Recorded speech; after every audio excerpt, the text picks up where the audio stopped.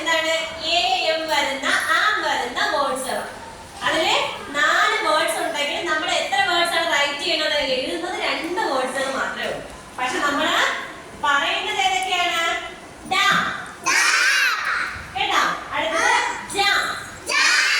ലാസ്റ്റത്തെ letter A M ആയിരിക്കും. ആം വരുന്ന വേർഡ്സ് ആണ്. 3 ലെറ്റേഴ്സ് വേർഡ്സ് ആണ്. അപ്പൊ നോക്കിക്കേ, ഡാ ജാ. പിന്നെ ഇതിനകത്ത് വേറെ കൊടുത്തിട്ടുണ്ട് യാ